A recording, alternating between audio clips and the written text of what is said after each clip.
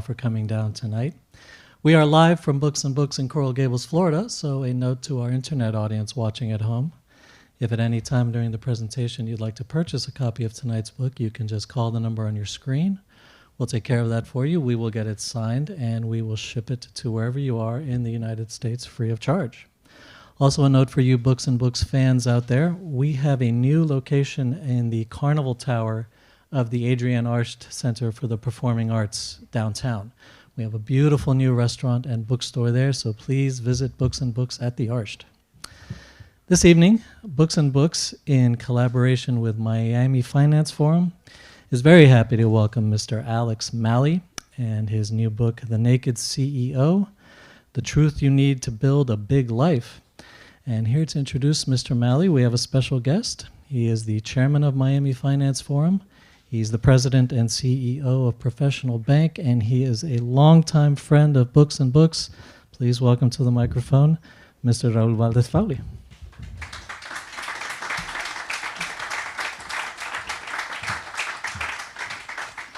Thank you so much for the warm welcome, and Books and Books is indeed a really special place in South Florida, not just in Coral Gables where we stand tonight, but Mitch and his team have built an iconic kind of brand in Books and Books, and thank you so much. It's an honor for Miami Finance Forum to collaborate with Books and Books here tonight. I have indeed been a longtime friend, and it's a wonderful place, even though my father of the same name always tries to steal my kind of frequent flyer points here at Books and Books, which is incredibly annoying.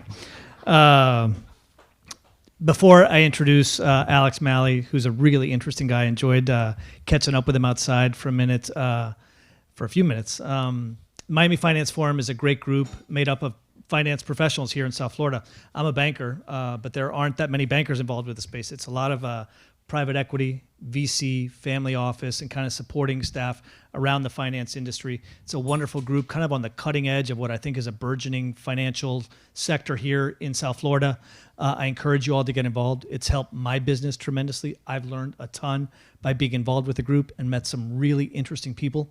I know it can do the same for your shop.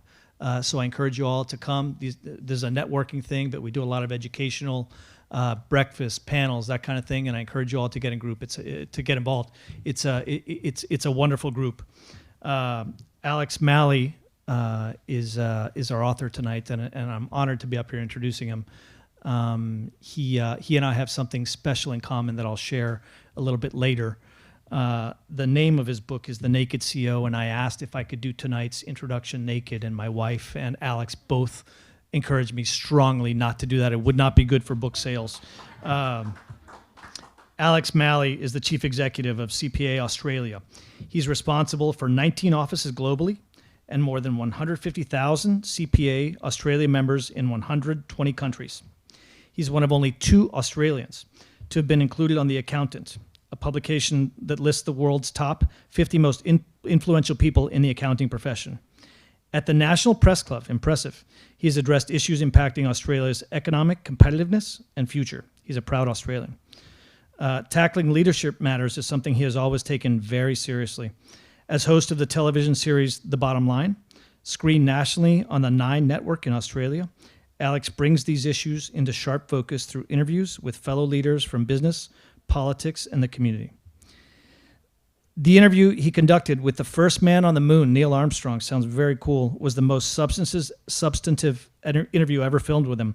News surrounding it reached an unprecedented global audience. I want to hear more about how he got that interview. That sounds very cool. His best-selling book, The Naked CEO, was launched globally in November 2014. Born out of the success of this highly popular mentoring community, thenakedceo.com, the book combines Alex's candid real-life stories with practical and career life guidance.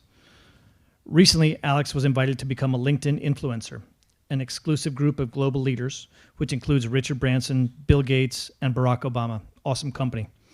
Via regular blog posts, he shares his leadership and career insights with LinkedIn's network of more than 300 million professionals around the globe.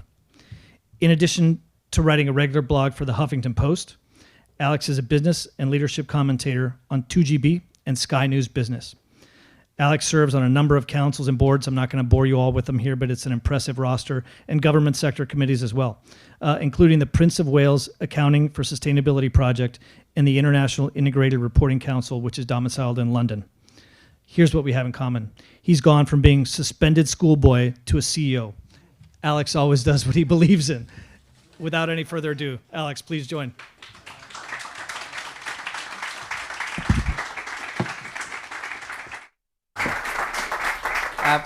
Firstly, thank you very much, Rahul. That was it's wonderful to know that at least two of us have been suspended from school.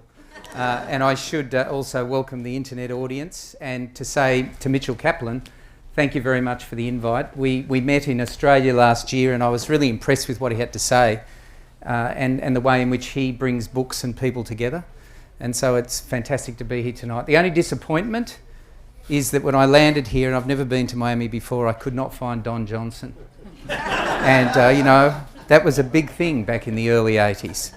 So it really did bring this place to life around the world. And I think lots of interesting things have happened since. But it is true, I was suspended from school, and I probably should come clean right at the start and tell you what happened. I went to a boys' school, what I call a well-meaning, repressed 1970s boys' school.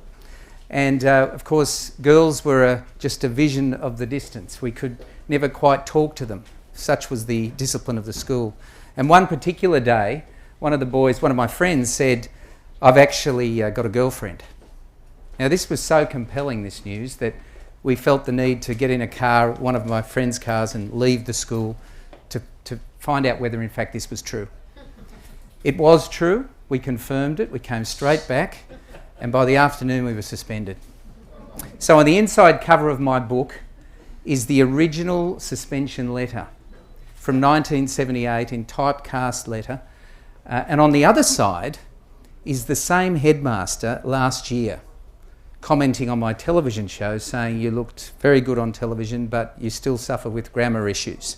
And began to tell me the story about how I could speak much better if I worked through my grammatical issues. And so in many ways, the book is appealing not just to you as leaders, but it's appealing to your children, it's appealing to those you work with who are emerging leaders, and anyone who actually doesn't believe they've got to the place they really want to get to. And so I think that particular story, the suspension, was for me the first isolating moment of my life. I didn't show my dad the letter. It just didn't seem a smart thing to do. So for a couple of weeks I wore my uniform. I responded to how school was every day, and then by the time I got to second year university, I plucked up the courage to tell him. So I tell the reader, that's not the thing to do. So don't do what I did, that's a mistake.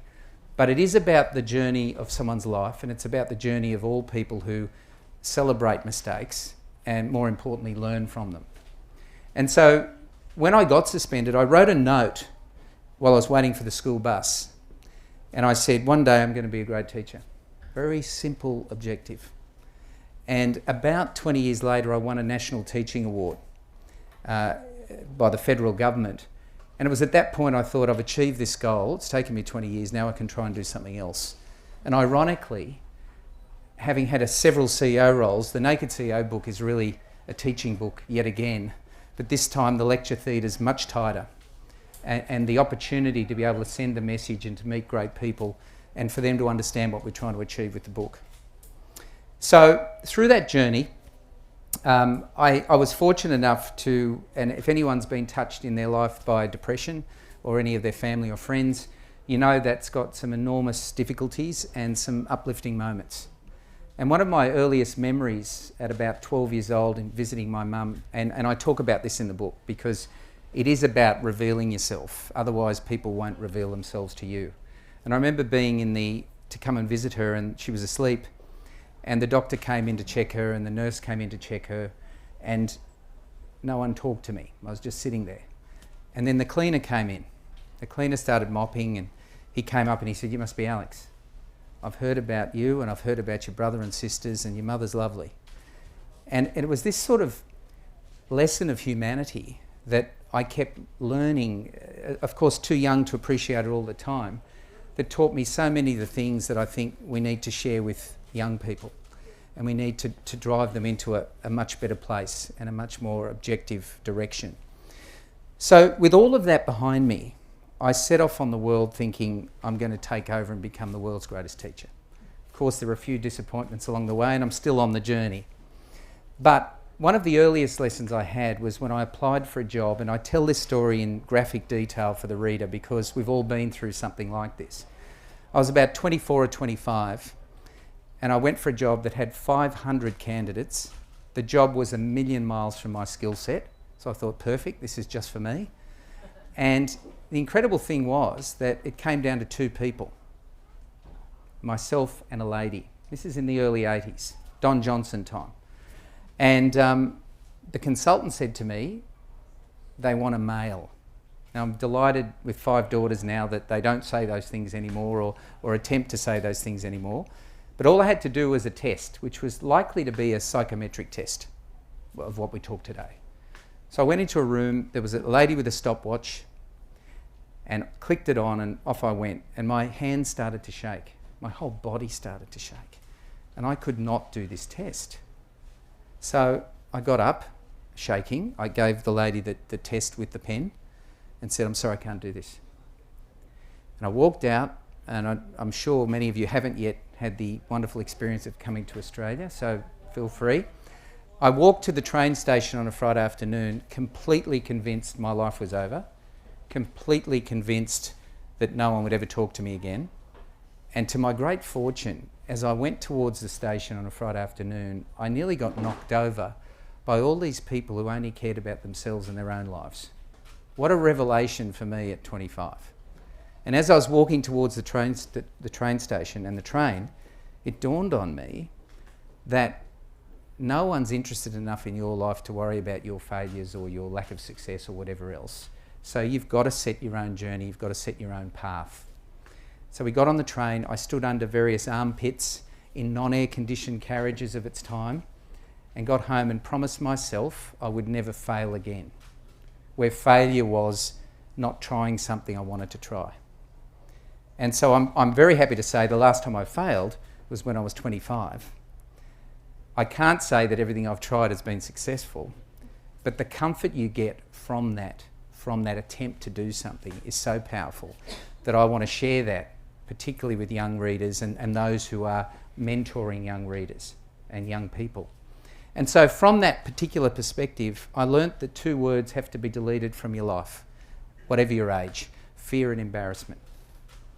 And as I journey through my life and mostly work with people who are much smarter than me, much more capable in many ways, but not as determined, who do succumb to those 2 words, fear and embarrassment. Now, it's very easy to say remove them, but it's extraordinarily powerful if you do. And so whether you're 75 or you're 7, the principle of not ever worrying about things, not ever worrying about not being successful, is something that I keep talking about in the book. And I'll line that up with the Neil Armstrong interview, and I give examples of sticking your neck out. So if you now move forward to the fact that I'm a CEO of an organisation that has 19 offices globally, I'm delighted to say I'm still the schoolboy that was suspended. And I took a long time to be comforted by the front cover that said, "The Naked CEO, from suspended schoolboy to disruptive CEO." In other words, no one really ever changes, but if they know who they are and they slightly refine their approach, then it's amazing how powerful that can be. But you have to explore. And so whenever I'm working as a CEO and I see raw talent, I prod it and I challenge it and I push it. And I think in leadership that's so important. And that what I call a big life, where people say, what does that mean, Alex? It means the life you want to have. It means the life that you're passionate about, that you want to drive. And I was talking to Mitchell Kaplan just earlier, and his passion for books came through in his 20s, and he's still here, still doing it. And so if you find that combination of your passion, take away fear and embarrassment, it's totally possible. So what does that mean for me now as a CEO? What are my responsibilities? The first is, and when I started in this role, I had to do things that I said I would do. And you've all said things as leaders, meaning every word of it, and then slowly walking away from it because it just seemed a bit difficult or the circumstances changed. So Neil Armstrong was a classic example. I was trying to bring the organisation into the principles of what leadership is and to celebrate a milestone of our organisation in years, 125 years. We talked about who we might speak to, who I might interview. And the name Neil Armstrong came up. And I have 7 children that range from 14 to 30 something, but I don't like to pronounce it because I feel, that it puts me into a different category. And I thought, everyone in my family knows that name. I can't believe there are some names we know and kids don't have a clue about, but Neil Armstrong wasn't one of them. So we started to talk about it, and I said to my executive team, okay, I'll interview Neil Armstrong. And they all looked at me. This was early in my tenure, and they said, yeah, right. And I said, no, we've made a decision, we're going to do it.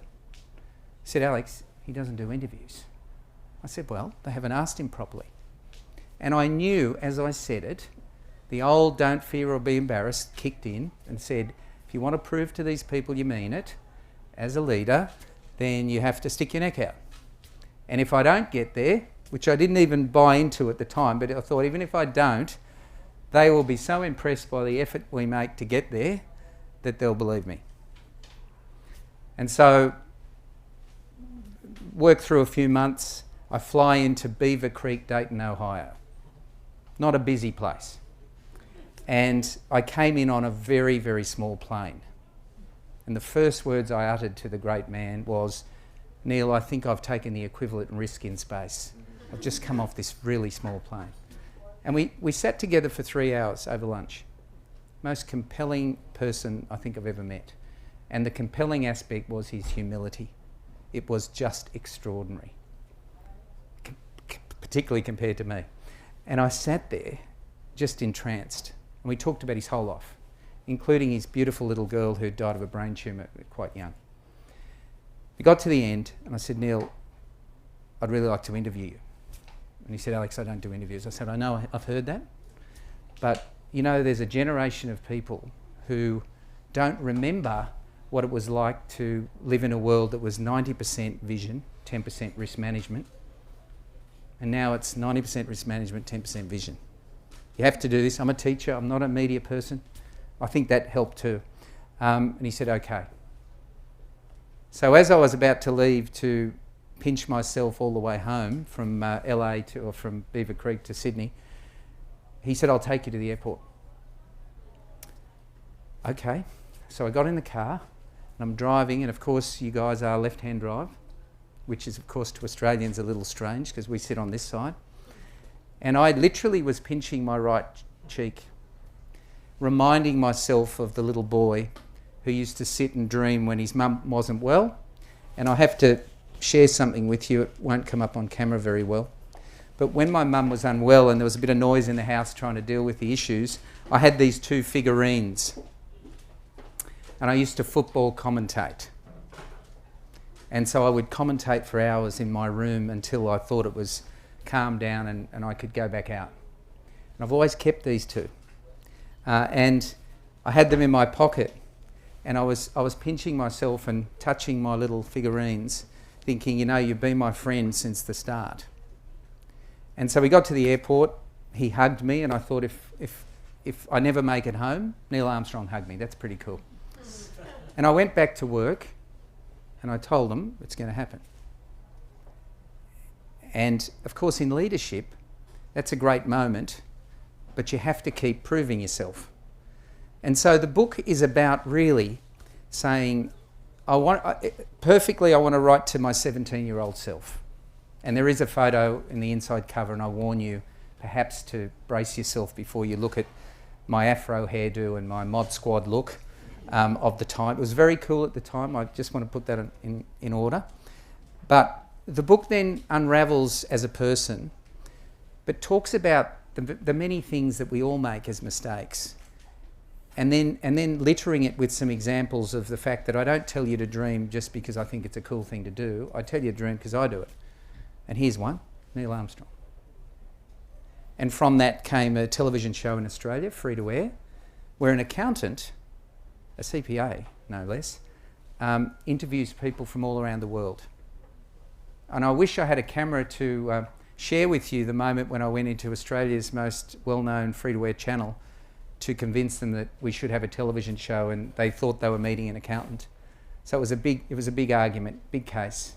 But again, the belief and the hard work and the push. And there were a few of my friends who now can use a computer back from the 70s, only a few of them, sent an email around. It was probably one of my proudest adult moments, and they sent this email around saying, actually, I think he talked about having a chat show when he was at school.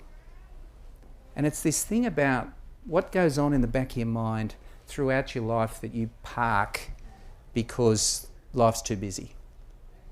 You have to unpark them. You know, you have to put them somewhere in your mind so that you're so aware that they're there that when you walk in a room and you meet a Mitchell Kaplan, that there's an opportunity to go to Miami and speak. You've got to know that's what you want to do. You've got to know it's there. And so that's something that I think we need to really encourage in our youth and encourage in ourselves. And if I had time, I would have you all separately brought out and say, what did you want to do when you were 17? And I'd map it against what you're doing now. And I'd argue that there's a conversation in that. Now, if you wanted to be a bank robber at 17, I'm pleased that that's not the career you chose. But at the time, at 17, you are quite in tune with yourself, even though you might not have the maturity you have today. So how is it that you bring that immaturity back, that you allow that to pervade your life, but you can also navigate adult life? So for me, the Disruptive CEO is rather ironic, because every one of my school reports had the word disruptive. That was what was wrong with me. And yet, in many ways, that's what's given me the big life that I sought. But more importantly, what I'm seeking for other people. And I have this comment in the book where I talk about, I believe you have to be selfish before you can be generous. Maybe not all people, but certainly I had to feel I'd achieved some of the things I wanted to achieve so that I could feel comfortable enough to be able to say, I'm happy to help someone else. So the book is about that, saying find out what you want to be selfish about for a while and chase it. Don't apologise. But then when you reach a level that you're comforted by and gives you a level of success that you feel is success, then help someone else. And teach them some of the things you did wrong along the way. So the book is littered with my mistakes. I thought I'd do edition 1 and then do, the second edition of the bigger mistakes, the real story. But it is, as you all know, it is funny when you reflect on what was an enormous mistake once and it's 10 years on, and you think, I can't even believe that worried me. So it's got a lot of, for those who are parents or guardians or, as I said, in charge of younger people at work, many of the commentaries you'll relate to. But I also push some themes in the book. I push the courage to fail. I've said that a couple of times at very large graduations in Australia, and the Chancellor at the end of my address got up and said he doesn't mean fail as in exams, he means being courageous enough to go out and do the things you want to do. And you look at our political leaders, and I'm very happy to say in Australia, I'm not happy, but I'm very reflective of the fact that in Australia we haven't seen that for some time. And that what we really want with leaders, particularly public leaders that we're enduring in the papers every day, is are they actually following what they said they wanted to do, and they're willing to lose an election for it? And the minute the popularity contests start, you see leadership shrink. So there's never going to be a perfect president, there's never going to be a perfect prime minister, but the ones that don't understand that people need to know who you are, they need to know you're authentic, they need to know you believe where you're trying to go. And it's amazing how many people in politics these days have advisors who make a career of themselves in frightening people to not make a decision. And so for me, leadership's about having the courage to fail. So if I won election next week, if Obama stepped aside and said, Alex, have a go, it's all about having the courage to fail from day one. And if you take away the chance of losing an election as a political leader, if you take away the potential of losing your tenure as a CEO, or if you take away whatever role you're in, the fear of losing it, it's amazing the freedom it gives you to do things that you probably didn't think you'd do. And you see it in negotiation all the time. The only thing I know about negotiation is that I was gifted with very beady eyes. You probably can't even see them at this time of night. Now, I wallowed in having beady eyes as a boy, but then one day, as I was negotiating over the table and I talk about this in the book, I found my beady eyes were quite penetrating. And I just kept looking at this person who I was negotiating with, and I'm sure the eyes were really having an effect. And then I realised that the big nose I had gave me more oxygen than anyone else in the room. All of a sudden, the spirit of take what you're given and make the best of it. This very morning, our very close friends in Australia lost their 38-year-old daughter, just this morning. And hence my leaving earlier for tomorrow. And she had muscular dystrophy. And she was going to die at 3, going to die at 7, going to die at 10, going to die at 15. She died at 38. And she died with a degree. She died with a whole lot of things that a lot of people will suggest, not necessarily just education, but things people don't think they can achieve. And I think it's really important. I've got no doubt, as I see more superficiality appearing in the world, that we have to realise how lucky we are to be in positions where we might be able to achieve things for ourselves, but more importantly, to open the doors for other people. And we hear about this term succession planning, but we don't see a lot of it. We see lock out others planning. And I think somewhere along the way, we've become a little bit more, as a society across the board, bit more selfish. So this book's got a bit of, I guess, my mum and my dad in it. It's got a bit of the things I've learnt through mistakes. It's got a bit of what all of you probably think, different times. But fundamentally, it is about telling people the naked truth. So, Raoul, there was never a risk that I was going to follow you on in the nude. Perhaps when I ran marathons in my 20s, I could have been proud enough to do that. But of course, none of you are in middle age. I am. And middle age looks very good dressed up. I've come to that conclusion. So naked really does mean truth. And so the comments before about the Naked CEO book came with an amazing set of colleagues, one of which Gillian here and John, who's probably watching, should be watching on the internet, and others, who sat around the table and we said, what could we do for the next generation? We created the Naked CEO website. We've now had over 3 million visitors on it. And if any person asks a question on the website, I video respond and answer to each one. I think we're at about 1,400 that have been viewed about 90,000 times. So kids are sharing these answers. But get this, there are 68-year-olds asking questions. There are 72-year-olds.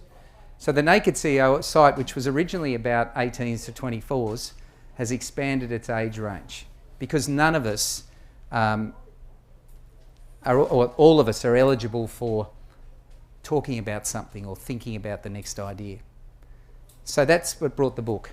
The publisher came to us and said, you should write a book. You know, this is helpful content. I want you to know, I have no financial reward from this book. The book, all of proceeds from the book go straight to the Naked CEO content. The book's so authentic that it wouldn't be right to receive a royalty. I don't. And so it's important that that message is embroiled in this, because there's nothing wrong with earning a royalty, by the way, and if you've written books and earned them, I'm a tad jealous. But this for me is right back to 1978 in March, when I walked out the school gates and I wrote the note about being a great teacher. Now, I'm not there, but I'm probably better than I was in 78. But for me, take the walls out of a lecture theatre and talk to the whole world, and to be able to come to Miami and have an internet camera running at the same time is not the world not the world I grew up in. I think it's fantastic. And I think each and every one of you can offer even more than you are now to others. And perhaps I'd ask you to go home tonight and think about what you did want to do when you were 17, and maybe share a photo of you when you were 17 on the internet, where you may have had a bit more hair, you may have looked a bit more footloose and fancy free, but You're a much wealthier person now in wisdom. What are you going to do with it? And I guess that's in many ways the theme of the book. So it's been a real delight. I think I'm about on time. Is that right, Mitchell? And I just want to thank you, because this is a bit late at night, and you don't look as though you've been forced to come, so that's fantastic. And so can I just say thank you very much for listening in. Thank you. Yeah.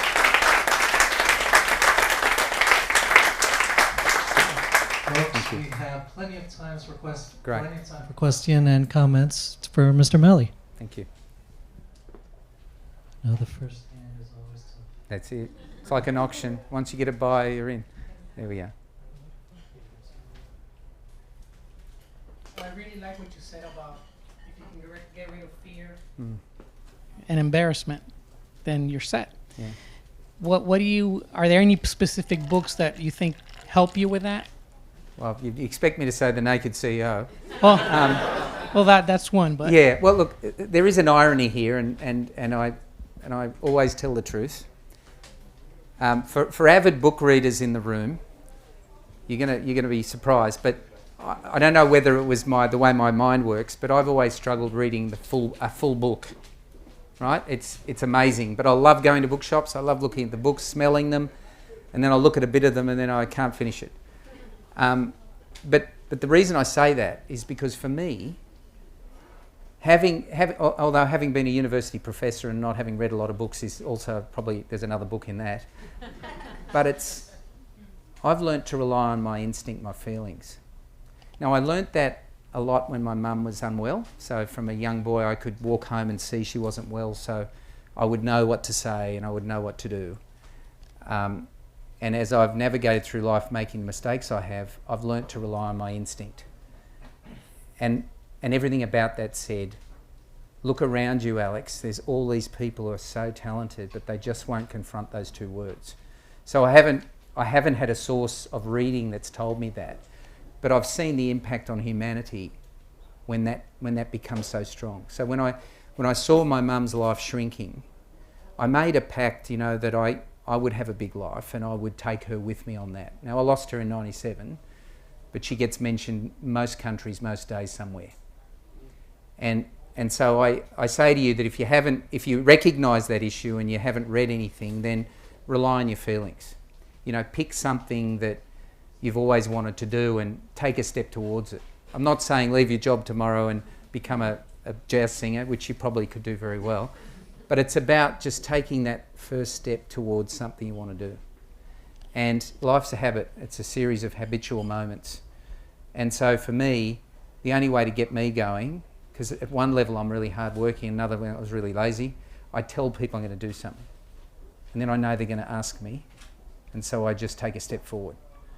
So I just pick one thing that you've always wanted to do that crosses over the two words and start going towards it.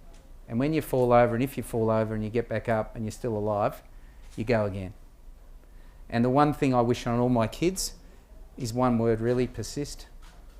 And if you persist and you find out you actually don't want to do it, that's okay. But you will persist if you really want to, and you just keep putting those two words. Put them up on your mirror in your bathroom and tell them no every morning and keep going. I'm telling you, it works, but you've got to keep coming. Right. But I can't reveal the source because I didn't read it. Right, we have another question over here. Sure. Hey, Alex. Welcome to Coral Gables. I'm Mark Trowbridge with our Chamber of Commerce, and I want to thank the Miami Finance Forum for being here in the City Beautiful tonight. Thank you. You talk about the idea of nakedness really being about truthfulness and stripping that away. But a word I'm hearing a lot regarding leadership is about authenticity. Yeah. And you mentioned that before in one of your comments. Can you talk a little bit more about that and how we can really work to find that level of authenticity both as leaders and in leaders we admire? Yeah, look, Mark, that's a great question. And again, there's a book in it, I'm sure. And I guess when I say naked, I'm talking about authentic. And again, I'll come back to my childhood first, because when someone's unwell and they're not always coherent, you have to talk right around an issue, in it, out of it, give yourself, take it back, go back in again. and almost not be able to separate yourself from the issue. And everything that I have heard is written in management books says, you know, you have to stay detached, and I see that as a CEO at one level. But it's working out ways in which people genuinely feel they got to know you. And when you ask someone, what was that person like as a CEO? Almost every time you are tested, ask someone, what was that person like in a big business? They say, he or she were great. Why? They used to say hello to me. Just the basics, you know, what we were born with. So if they know Mark, the leader, and they know Mark, the person, through Mark telling them about parts of their life, telling them about things they're proud of, the things they may not have been totally proud of, what they've learnt from that, or what makes them vulnerable.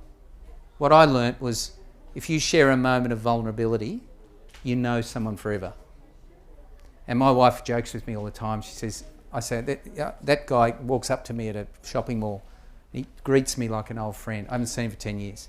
She said, why do you say you know everyone really well? Most of the time, it's whatever we were doing in the workplace, or he was my boss or I was his, we shared some vulnerability, we shared some success, we teased out each other on some issues, but I was in never any doubt. Even if he or me or anyone else is moody, I still know who that is. And when you know that, and when you believe you, and even if they don't particularly agree with the direction you're totally going on, if you do as you do, and they think you know who you are, they'll come with you. And again, I think if you apply that to politics, I think that's half their problem. And they, you know, it's the advice you don't take sometimes that defines you as a leader. And let's face it, in a heighty political role, you would have more advice than you could poke a stick at. But it's that one bit of advice that you say, my gut feel says I'm not taking that advice. So it's that constant, what advice will you take because it's the right advice, and what advice will you believe in yourself on? So I think it's a combination of all of that. But they've got to know you, the person, is my perspective. I agree with that so much. You know, the people who are so 100% stoic, I don't know how you're expected to bond with those people. Yeah. Whereas if someone shares a little bit of themselves, that you have an alliance built there. Yeah. Because I think fundamentally, as a leader, the one thing you've got to be able to do is tell a story. Seems appropriate in a bookstore to say that, really. But when I've referred today to many people who I believe legitimately are more talented and smart than me, they couldn't tell a story to save their life, or they couldn't show a bit of vulnerability because they thought that's weakness. You know, there's a comment I put in the book that says, showing empathy is one of the great strengths. Now there's the great sentence, right? Showing empathy is strength. Whereas I think somehow we've trained ourselves to think, you know, being empathetic or being vulnerable is weakness. It's not. And it can just totally revolutionise a relationship. Think of one person you've known in your life who you started off not liking at work. Everyone can pick at least one. You're not trying hard enough. And something happened, right? Something happened to them, something happened in the workplace, something happened to you, and you saw, for a moment, you saw a different side. Now, if you know I've got that side in me at the right time, you're going to give me more leeway than if you don't know I've got that side at all. And so when kids express themselves so naturally and easily, and we try and sometimes confine that, we don't realise we might be doing them a disservice. Although I do think they need to meet people more often, not type to people as often. But I'm a parent, that's a parent comment. My apologies. Only one parent comment tonight. Okay, yes, sir. Let me get the microphone to you. Hi there. Hi. You mentioned in your discussion about risk and vision, and Yeah. the percent has changed over years. I'm feeling that a little, but I'd like to hear from you if you could describe that a little in more depth. Yeah, look, it's and everyone heard that question about the vision percentage and risk management. Here am I, a CPA, where many people in the accounting and finance profession are in risk management, so I'm probably about to offend half the universe. When I spoke to Neil Armstrong, I didn't plan to say that. It came out of my mouth when I heard the journey he'd been on, and as I referred to it, went to the moon and back in a tin can, and with less technology than your mobile. And then you extrapolate the US in particular, because we grew up watching the US on television as the end of the frontier. And I remember saying to Neil, how did it feel to have, NASA, the government, the president, all on the same hymn sheet? It was just an incredible time. And so what we've found is, I think, over time, is that more and more our societies have become litigious. Here in the States, as I understand it, lawsuits sprout every day. So we've created a world where people now are insuring themselves against failure, insuring themselves against risk. And so what we've done by virtue of that is we've created the largest growing sectors are the sectors that keep an eye on you not taking too many risks. And then you've got this generation of these extraordinary young people, one of which is my nephew, who now works in New York, and he's 20-something. And they sit in a lab and they've got this technology and they've got all these ideas. You think, my God, you can't have the whole world doing that. But what's happened to curiosity? Curiosity is risky, apparently. And so what you're finding is a lot of the large companies that have a bankroll that can do things are actually quarantining some curiosity somewhere in their business and allowing the freedom of these young kids that know more about technology than we could ever hope and quarantining it. So maybe that's where we're seeing a little bit of vision. But the rest of business, life, leadership has become risk averse. And I don't quite know when that started, but it's got such a momentum that when a Richard Branson sprouts out and said he's going to the moon, everyone just wants him to do it, whether they like him or not, because, wow, that's getting us back to where we used to be. I look at the States as a friend of the States, and I look at what I remember in '69, and I look at whenever I go to New York 3 or 4 times a year, that the news is breaking news, about to be breaking news, breaking news. Everything is minute by minute. And I watched that for long enough in New York, and I think I'm going to turn the TV off because I think I'm going to lose all sense of vision here. And I think the US has confronted itself a bit in recent times with the global crisis and everything else. But even that was just insane risk.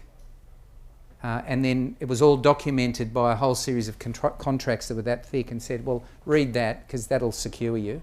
No one's going to read that. And then they take the big risk.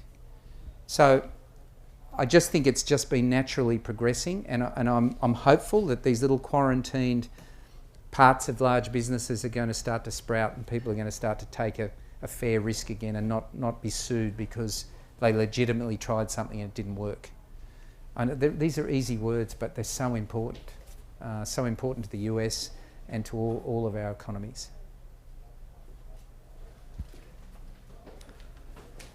All right, sir. 1 second. Hi, my name is Miguel, and Hi. I found it curious that you said leadership has kind of evolved into keeping others out. Yeah. I've experienced that myself often, every day. Yep. And what do you think could be something to help break that barrier? Look, that's a great question, and I do think, I mean, I don't base it on any deep research other than life experience, but I was you, right? And I'm sure you think you've got more in you and you've got that next step, right? But you may not have the opportunity yet. And I guess what I would do differently, which I look back on, is I kept pushing at it. I kept banging into the same wall and, coming from different perspectives, trying to get through the wall. And what I probably should have done more of was just gain as much experience as I could and do that by building better relationships with people, even if I knew they weren't going to let me in, but trying to learn from them and then wait for the opportune time and then jump ship and go somewhere else and back yourself with some better experience and go to the next level. Whereas sometimes it can be almost a personal battle that you're going to make it here if it kills you, when in fact what you need to do is just keep growing for as long as you can, and when you know you've hit the growth ceiling, then package yourself up and go for that next role. And that's something that I think would have saved me a lot of time. I took things personally and I look back on them now and I can see my contribution to making it harder for myself but at the time I was totally blind to it. What's wrong with all of you? Now listen to that sentence. I'll say it again. What's wrong with all of you? And so I look back at that and think, and there's a comment I make very early in the book. If you can learn to respect the people you don't like, you've actually saved yourself 10 years. I couldn't do it. So I'd wear it on my face. I'd show it in my body language. And they, of course, would get defensive, and then you're in a cycle. And the book, and I'm not referring to you here, but I at chapter 18, I think it is headed up, Sucking It Up. Now, if you're a parent in particular, you would like this chapter.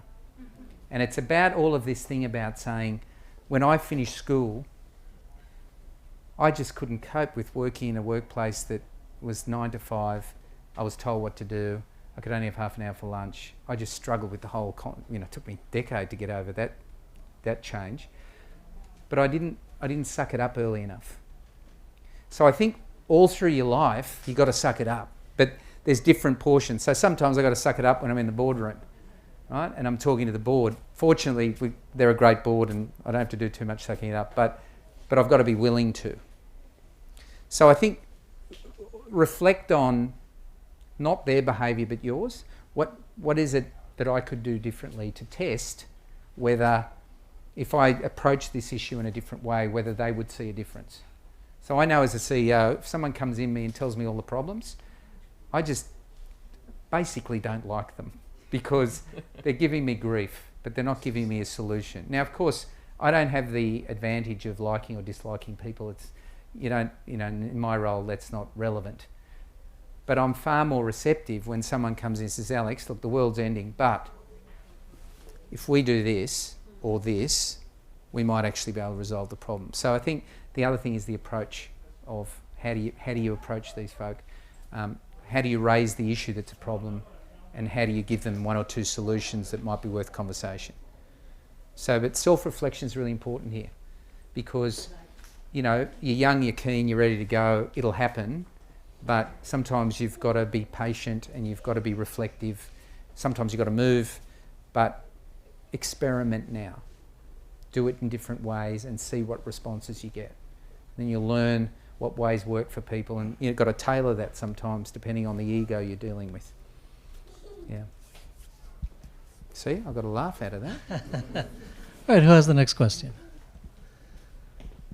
Next question, come. Yes, ma'am. Alex, as a parent myself, I completely appreciate your comments about vulnerability and being authentic, etc. But as a parent, parent to parent, this generation of text messaging, no phone calls, what do you see, in that aspect in the future? Well, now you're asking me a parent question. I'm going to give you a parent answer. I was on ABC in Australia on the morning program, and I pick the news articles. So I do it once a week or something where I'll go on and I'll pick 4 news items. It might be, US politics, whatever. And I waited till the last story, and I said to the host and the 2 hosts, I think I'm in love with the school principal in Perth. This was an article in the paper. I said, she banned mobile phones from school. And then I said, well, you know what? We pretty well, with 7 kids, we pretty well banned everything till they were 18. In fact, we didn't smile till they were 17. And they got a really interesting reaction from the audience who rang in saying, it's a good approach. How do I do that? But what's been interesting for us is we've got a range of ages. So each generation of our family, has been a different challenge. And right now we're down to this fantastic little 14-year-old boy who is the only one who's really been totally immersed in. Fortunately, he just wants to watch sport. So most of the time we catch him out with his laptop, he's watching sport, which is, it's okay. But it is about, I guess, setting a framework and a set of rules. And the challenge is that other parents, this is what we've found, other parents are more liberal. So I was forever being told, my friend's dad or mum allow them to do this. And I'd say, well, that's good. But short of adoption, it doesn't happen here. So give me the computer and whatever else. So it was just holding the line. But I must admit, as the years have unfolded, and perhaps because we're getting old and we're over it, that we've slightly liberalised the rules. But it is about consistency. So whatever you say you're going to do, a bit like business, you do it. And I probably, I'm saying this on, who knows who's listening to this, but I'm probably more consistent sometimes in business than I should be in those circumstances, because I guess it's a different environment. So I think it's consistency, it's a framework, it's absolute unconditional love without it manifesting itself in total freedom. So my mum wasn't structured, but my God, she hugged me every time she could catch me. So I got into the world totally ill-disciplined, but totally comforted by the fact that I had this unconditional deal. And so I think if, even at the worst of times, it's about, I think the hug's massively powerful. And I'm amazed sometimes that my kids say exactly what I used to say when I got hugged. But I know in the long term, and I tell them that as I'm not letting go, trust me, you'll like this one day. You will miss this, so I'm going to hold on a bit longer. Whenever in doubt, that's the best thing. And now I'm giving parental advice. My wife will think this is hilarious. More questions? Still plenty of time for questions or comments? Well, all right, folks, there has been a change of plan. We are now having the signing at the little table to the right of the podium. A note to our internet audience watching at home, there is still time for you to purchase a copy of tonight's book. We'll have Alex sign it for you, and we'll ship it to wherever you are in the U.S. free of charge. Also, a reminder that all of our live streamed events are archived. So if you don't get to watch it live, or if you'd like to watch it a second time, you can visit the Books and Books website, go to the live streaming link, and any appearance that we've broadcast from here at the store will be saved there for you to watch at your convenience. So for those of you here in the house, we have the Naked CEO for sale at the counter there. Mr. The Malley. book, not the Naked CEO. Since the live streaming goes worldwide, I'm surprised we forgot to say goodbye to Australia. That's right. Very good. Very good. I want to thank our guest introducer, Raul Valdes-Fauli, and this was a fascinating talk. Please give a hand to Mr. Alex Malley. Thanks very much. Thank you.